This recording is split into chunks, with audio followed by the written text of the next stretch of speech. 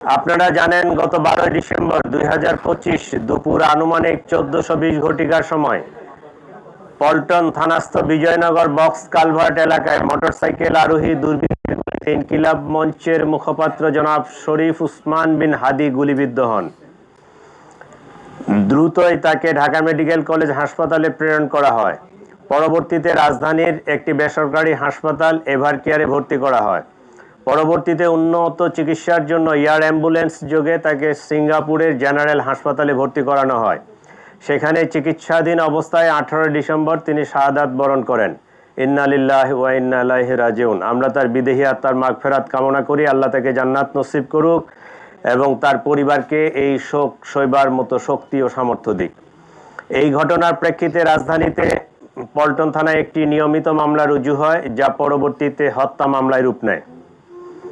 প্রিয় সাংবাদিক ভাই ও বোনেরা, ন্যাক্কারজনক এই ঘটনার পরপরই Dhaka metropolitan police, DB, CTTC, RAB, CID, BGB ঘটনায় জড়িতদের শনাক্ত করে গ্রেফতার করে আইনের আওতায় আনার জন্য কাজ শুরু করে।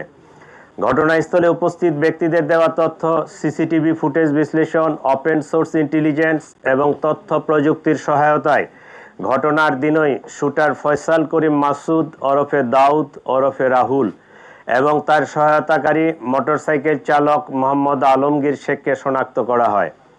তাৎক্ষণিক তাদের গ্রেফতারের জন্য আইন শৃঙ্খলা বাহিনীর একাধিক টিম সাভার, হেমায়েতপুর, আগারগাঁও, নরসিংদীতে অভিযান পরিচালনা করে। ধারাবাহিক অভিযানের অংশ হিসেবে ডিএমপির একটি টিম ময়মনসিংহের হালুয়াঘাটের সীমান্তবর্তী এলাকা পর্যন্ত অভিযান পরিচালনা করে। প্রিয় সাংবাদিক বৃন্দ, আপনারা জানেন এই ঘটনার সাথে জড়িতদের আইনের আওতায় নিয়ে আসার জন্য আমরা যথাসাধ্য চেষ্টা করছি। ইতিমধ্যে সংশ্লিষ্ট মামলাটি নিবিড় তদন্তের জন্য ঢাকা মহানগর গোয়েন্দা পুলিশের নিকট হস্তান্তর করা হয়েছে। তদন্তকালীন এ যাবৎ এ ঘটনা সংগঠনে পরিকল্পনায় অংশগ্রহণ, ঘটনায় ব্যবহৃত অস্ত্রগুলি লুকানোর সাথে জড়িত, ঘটনার মূল দুই হোতাকে পলায়নে সহায়তাকারী সহ মোট 11 জনকে আমরা গ্রেফতার করতে সক্ষম হয়েছি।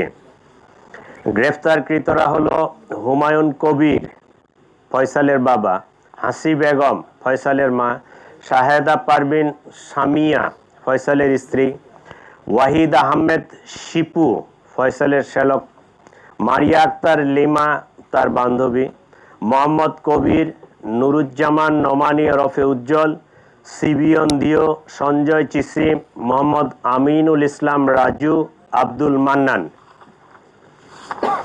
এই 11 জনকে আমরা গ্রেফতার করেছি।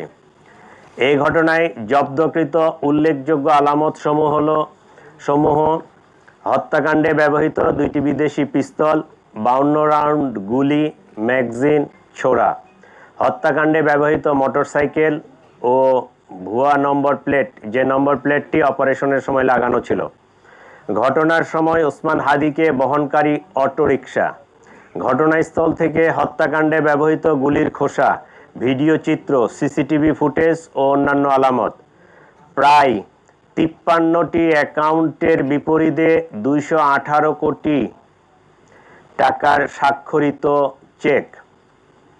প্রিয় সাংবাদিকবৃন্দ, তদন্তে প্রাপ্ত তথ্য, বিভিন্ন গোয়েন্দা সংস্থার প্রতিবেদন, গ্রেফতারকৃতদের দেওয়া জবানবন্দি পর্যালোচনা করলে দেখা যায় ফয়সাল ও আলমগীর ঘটনার পরপরই ঢাকা হতে সিএনজি করে আমিনবাজারে যায়।